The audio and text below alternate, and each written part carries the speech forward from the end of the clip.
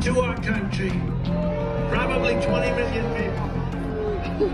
And you know, that's a little bit old, that chart. That chart's a couple of months old, and if you want to really see something that's said, take a look at what happened.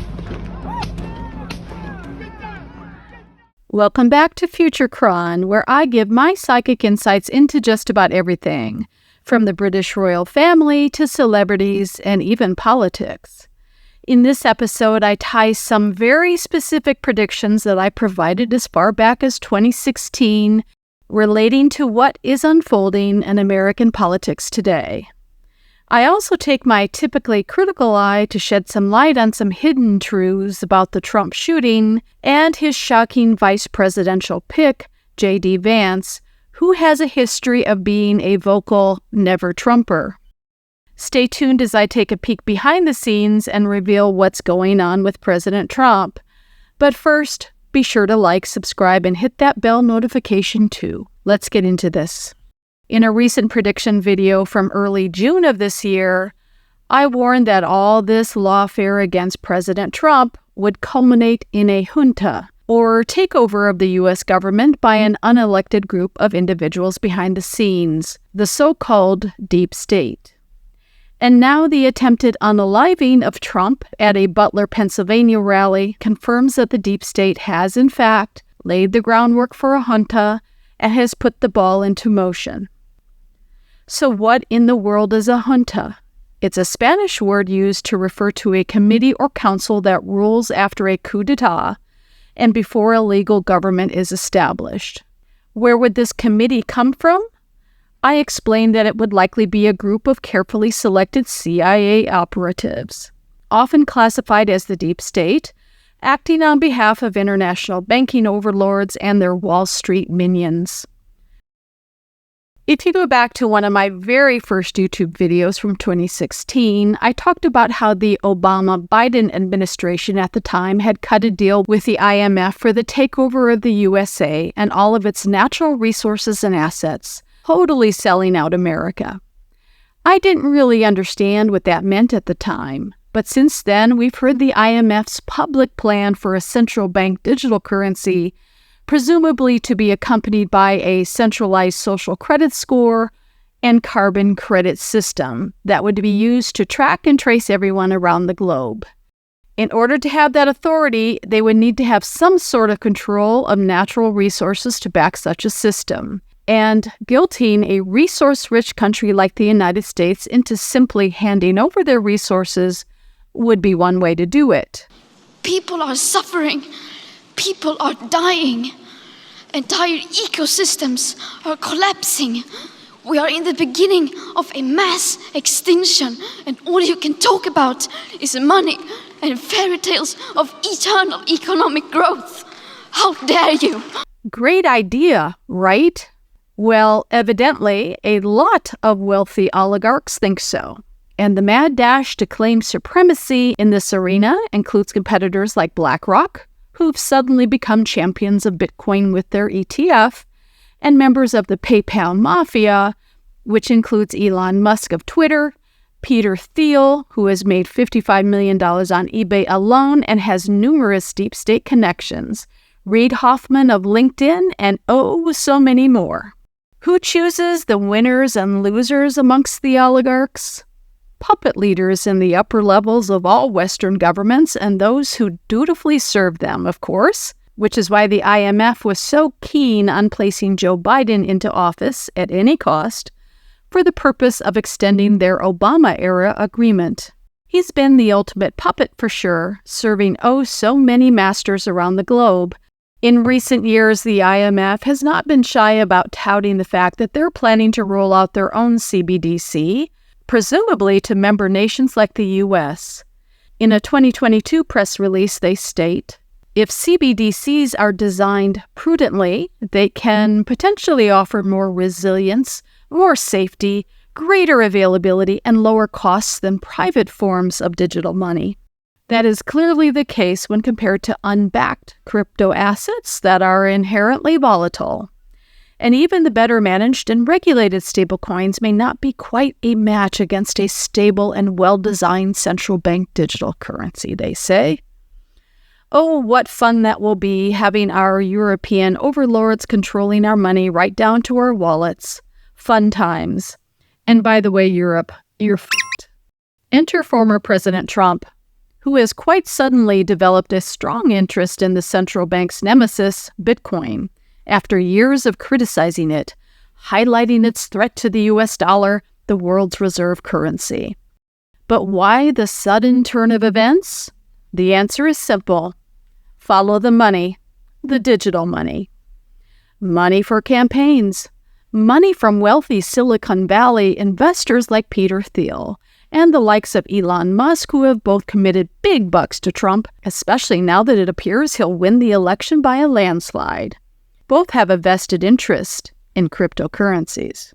Thanks to the rise of Silicon Valley billionaires, a whole new world of tech titans have seized control of the world. They've got big ambitions, loads of money, and absolute control of some of the most frightening technologies out there, like facial recognition, digital money, of course, and massive databases with AI that can profile and control you and me right down to a single thought. Don't believe that an organized group could wield such control over the president and the federal government? It's been going on for a long time.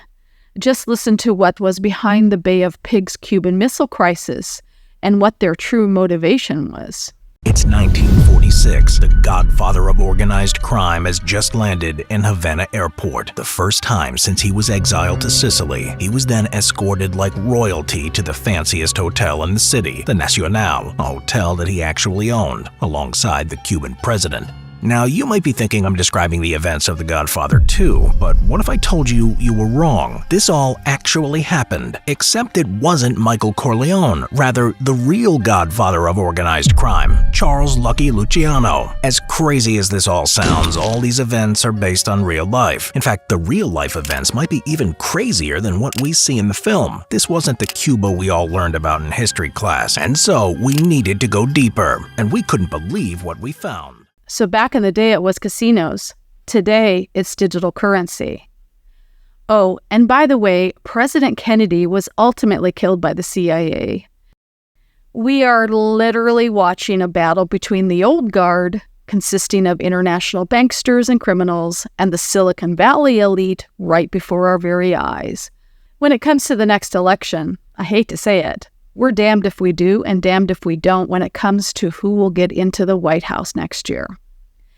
The only thing that stands between them and the rest of us is a truly independent leader, a real champion for the people like Donald Trump, right?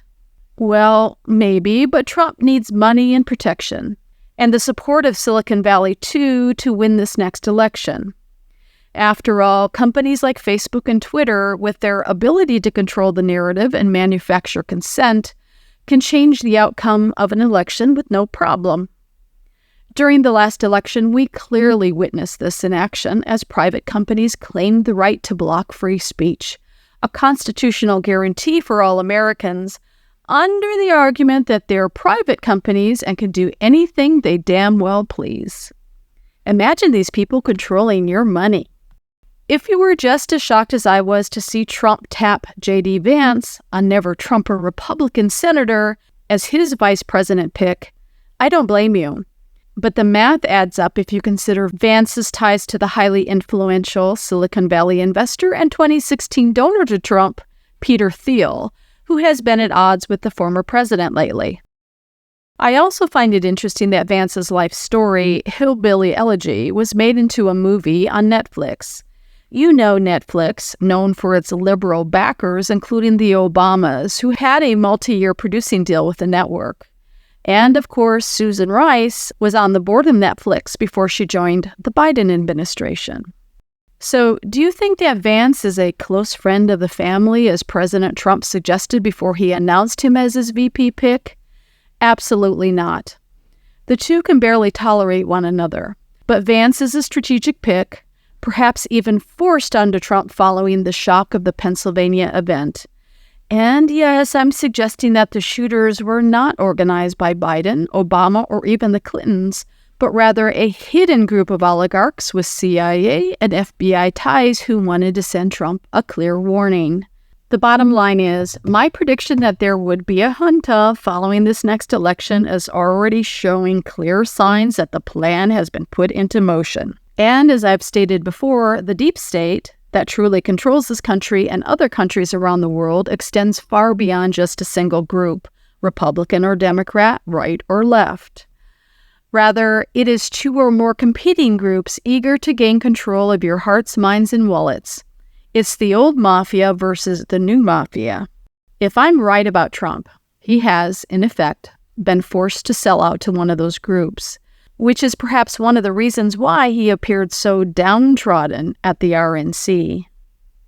He is now officially a puppet too.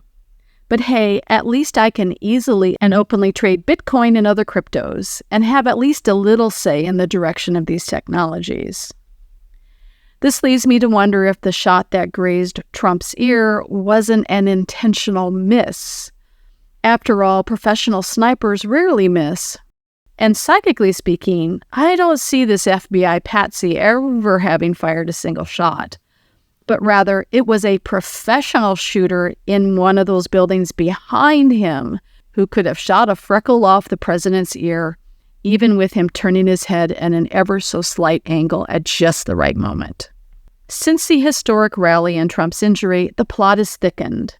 We now know that President Obama and others are behind a coup d'etat within their own party. President Biden has simply disappeared after a dubious letter with a forged signature claimed that he was stepping down from the candidacy. Tom Fitton of Judicial Watch gives his take on the whole thing. Listen. Here's the letter he posted.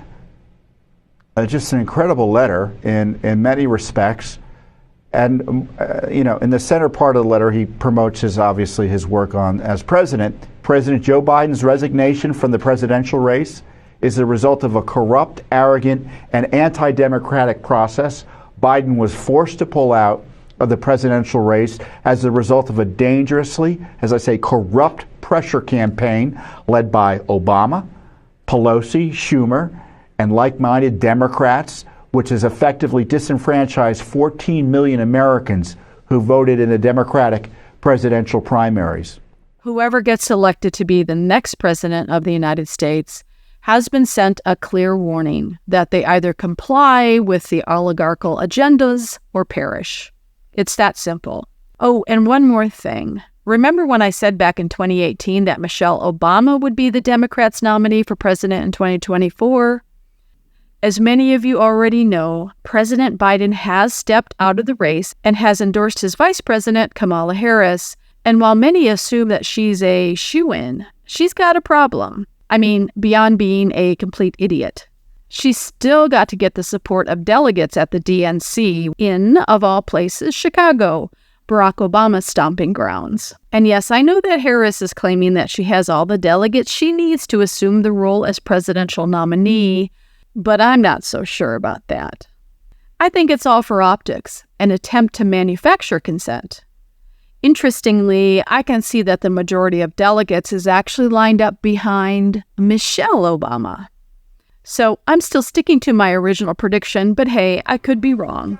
So that's it for now. Be sure to post your own predictions for who will be the Democrat nominee in the comments section below, and we'll see what happens. Thanks for listening.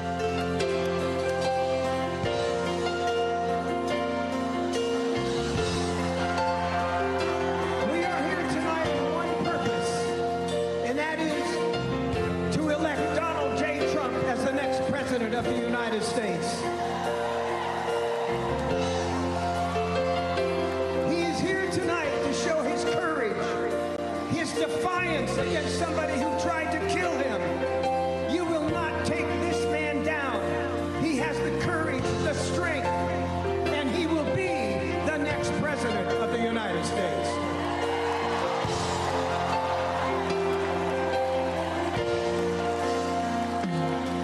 From the lakes of Minnesota to the hills of Tennessee, across the plains of Texas, from sea to shining sea.